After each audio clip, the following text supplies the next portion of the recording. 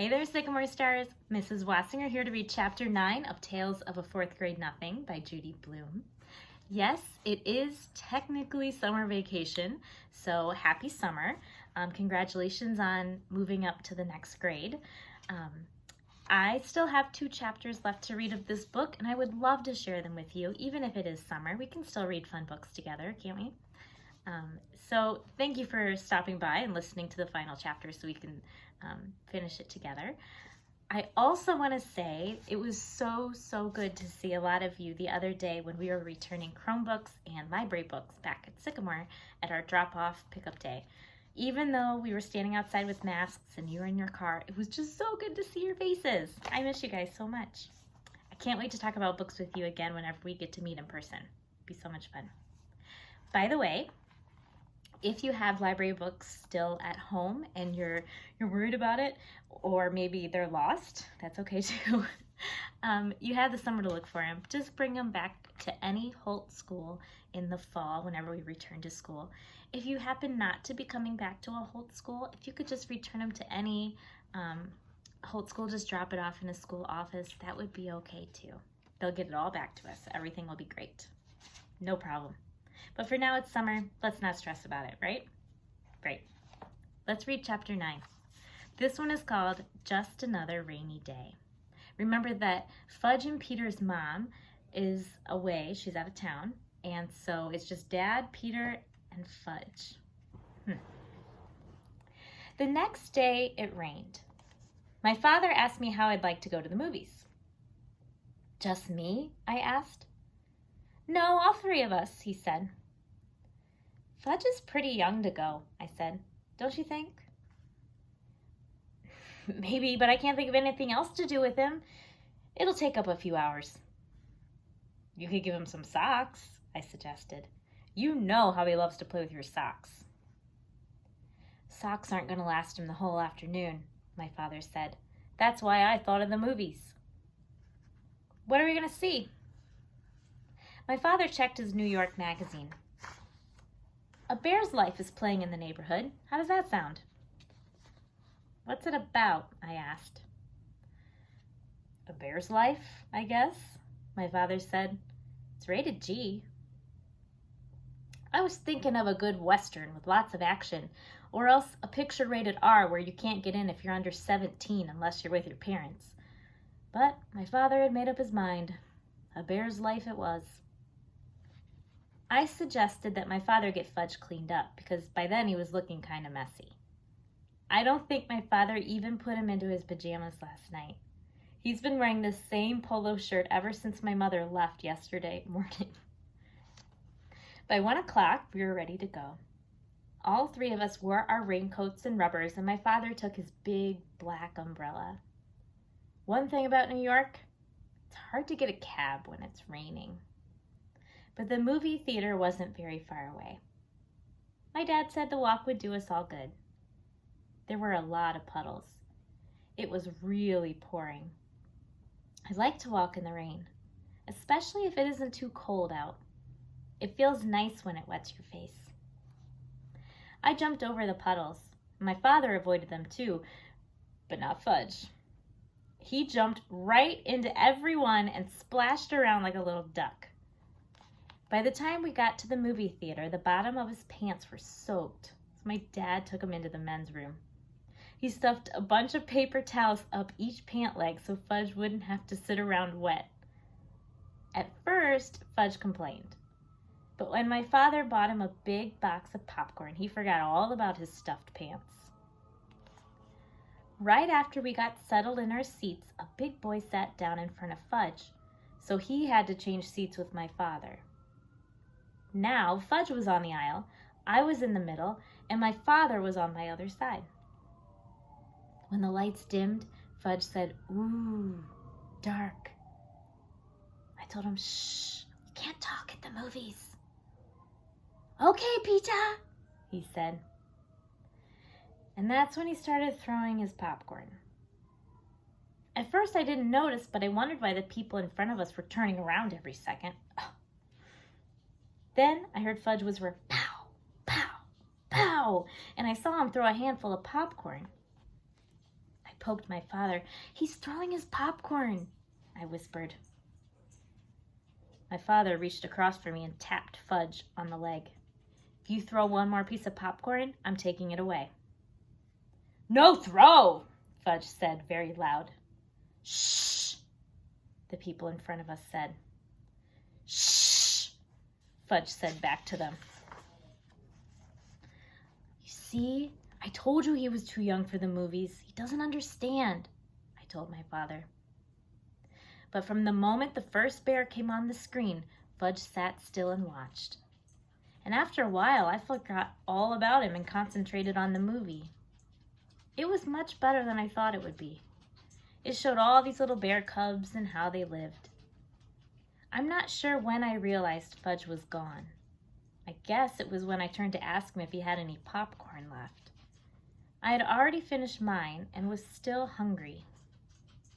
I was really surprised that he wasn't there. I mean, 1 minute he's sitting right next to me, and the next minute he's gone. "Hey, Dad," I whispered to my father. "He's gone." "What?" my father asked. "Fudge isn't in his seat." My father looked over. "Where did he go?" "I don't know. I just noticed he was gone." "All right, let me out. I'll go find him." "Should I come too?" I asked. "No, you sit here and watch the rest of this. He's probably wandering around by the candy counter." I stood up to let my father out.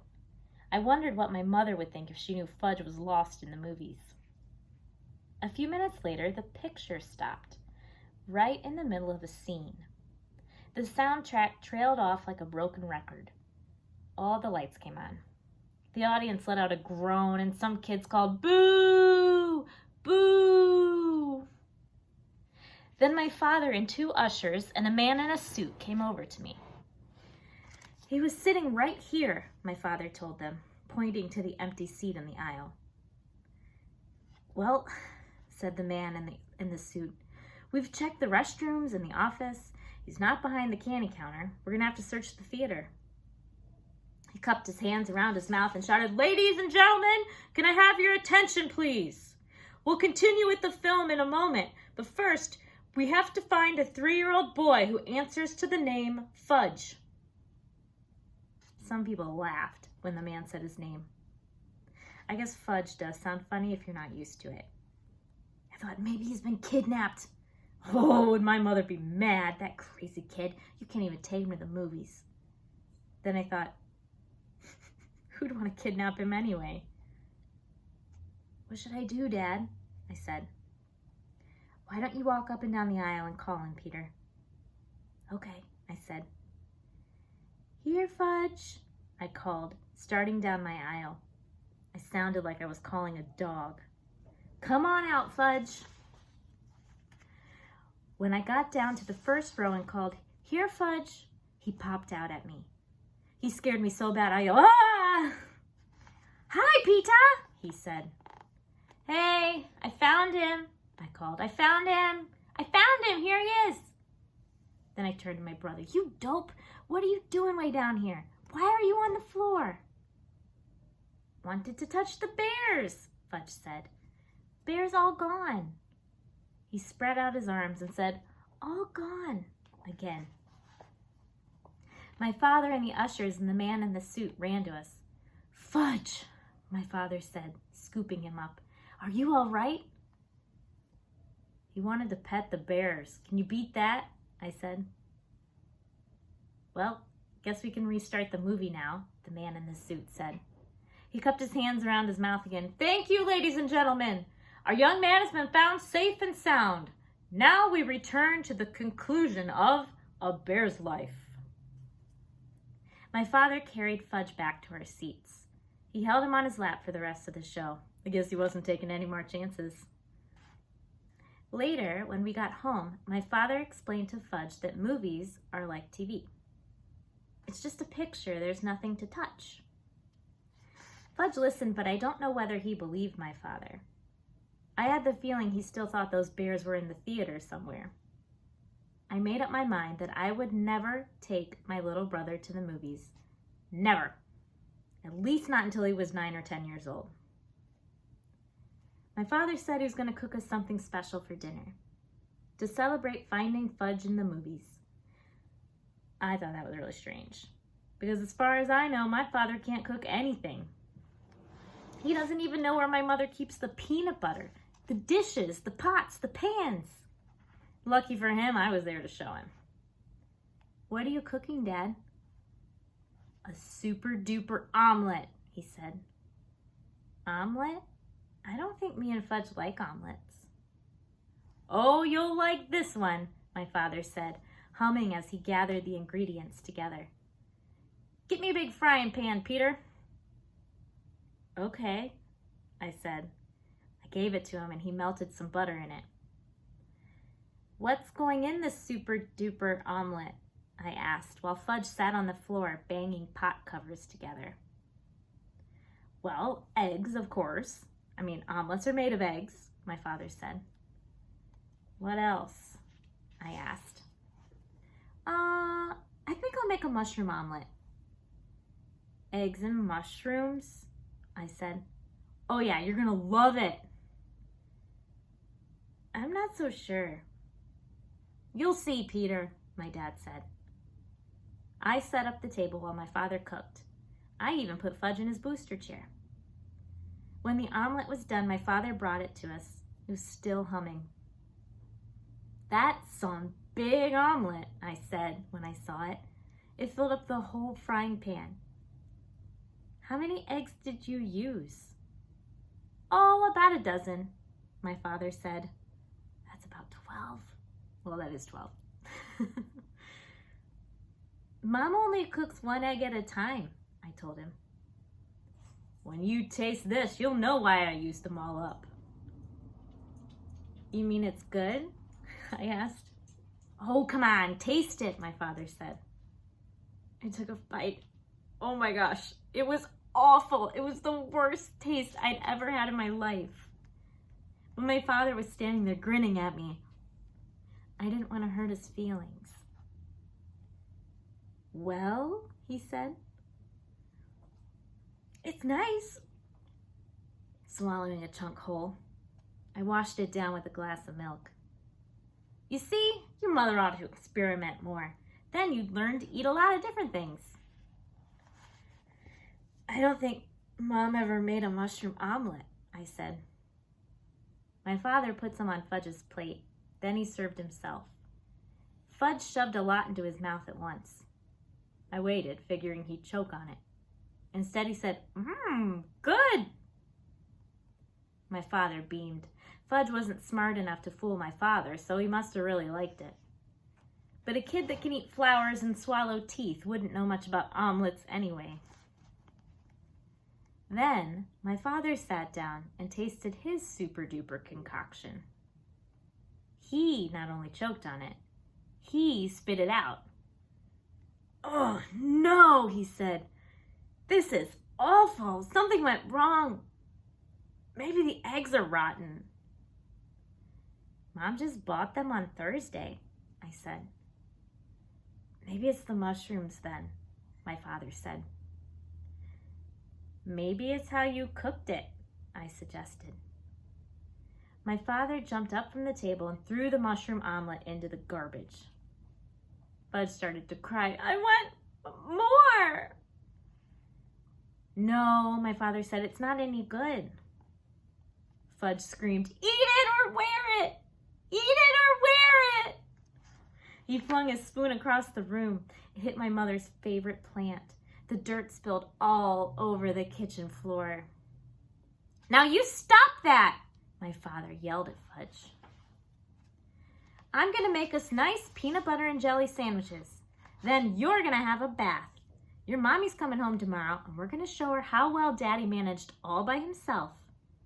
Peter, where's your mom hide the peanut butter? After supper, my father bathed Fudge. The only thing he decided not to do were the dishes. He stacked them in the sink and left them for my mother. On Sunday afternoon, we drove out to the airport to meet my mother's plane. On the way there, my father said, wouldn't it be fun if we kept all the things we did this weekend a secret? Just between the three of us? Kind of a man's secret? I agreed not to say a word. And my mother was so glad to see us that she didn't even mention the dirty dishes in the sink. 6 weeks later, we were watching TV one night when the new Toddle Bite commercial came on. "That's me," Fudge said. My mother looked up from the book she was reading. "Oh, it does look like you, Fudge, but that's not you." "Oh, yes," Fudge said. "That's me. See?" My mother squinted and looked harder. "You know, Warren," she told my father, "that really does look like Fudge." Then she laughed. "Imagine another little boy like Fudgy." "It's Fudge, all right," I said. "It's Fudge, all right," my brother repeated. "We didn't tell you, dear," my father said. "We thought you'd like to be surprised, but that is Fudge." "What?" My mother said it like she couldn't believe it. "You see, Mom, remember that weekend you went and visited Aunt Linda?" Then I stopped and I thought about all the things my mother didn't know, like the puddles Fudge splashed in, and the paper towels up his pants, and how he wanted to touch the bears, and the mushroom omelet, and Mr. Vincent, and Janet and her goldfish crackers. And I looked at my father and I started to laugh. So did he. That is the end of chapter 9. That means there's only one chapter left. Next one is called chapter 10, Dribble, and I will post that one very soon. I am so excited that we got to share this whole book together. Yay! So, until then, keep reading, friends. Thanks for listening.